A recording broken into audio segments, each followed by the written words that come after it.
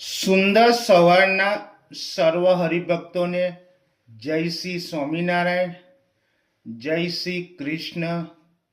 પરમ પૂજ્ય એવા મહંત સ્વામી મહારાજનો જય. ભાગવત પુરાણમાં આવતો રાજા પરીક્ષિતનો પ્રસંગ માત્ર એક કથા નથી, પરંતુ મનુષ્યના સમગ્ર જીવનની દિશા આપતો અદ્ભુત સંદેશ છે.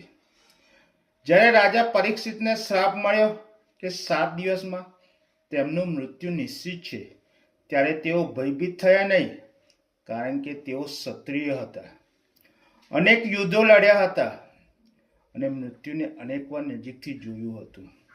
મૃત્યુ તેમને ડરાવતું ન હતું, પણ એક ભય તેમના હૃદયમાં કચોટતો હતો. હું જીવી તો ગયો, પણ જીવનનો હેતુ સિદ્ધ થયો કે નહીં? રાજા પરીક્ષિતને ભય મૃત્યુનો નહોતો, ભય હતો અપૂર્ણ જીવનનો.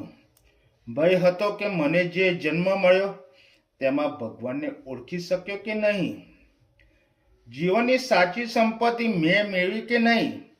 આ પ્રશ્નો તેમને અંદરથી હલાવતા હતા. એથી તેઓ એક જગ્યાએ અટક્યા નહીં. ઘણા આશ્રમો, ઘણા મહાત્માઓ, ઘણા માર્ગો શોધ્યા, પણ અંતે જ્યારે તેમને સુખદેવજી મહારાજ મળ્યા ત્યારે જીવનની દિશા બદલાઈ ગઈ.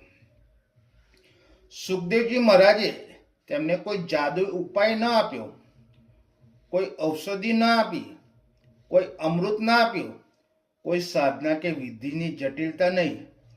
એમને માત્ર એટલું જ કર્યું. રાજા પરીક્ષિતને પોતાની પાસે બેસાડ્યા અને 7 દિવસ સુધી ભગવાનની કથા સંભળાવી. 7 દિવસનો સત્સંગ, 7 દિવસનું ભગવાનનું સ્મરણ, 7 દિવસનું આત્મજાગરણ. અને આ 7 દિવસોમાં જે થયું એ કોઈ અમૃતથી પણ મહાન હતું.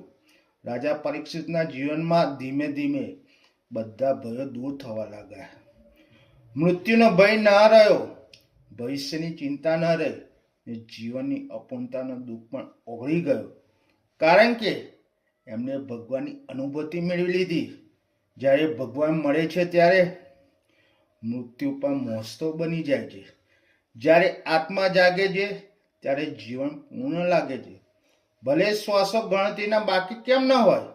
આ પ્રસંગ આપણને જીવનમાં શીખવે છે, જીવન લાંબુ હોવું મહત્વ નથી, જીવન સાર્થક હોવું મહત્વ નથી. જો અંતિમ સમયે આપણું મન શાંત હોય, હૃદયમાં ભગવાન વસતા હોય અને આત્મા સંતોષથી ભરેલો હોય તો જીવન જીવું કહેવાય. આજથી વિચારો, હું જીવું છું, સાચે જીવી રહ્યો છું. કારણ કે રાજા પરીક્ષિત જેમ એક દિવસ દરેક પોતાના જીવનનો અર્થ પૂછવો જ પડશે. જય શ્રી સ્વામિનારાયણ, જય શ્રી કૃષ્ણ.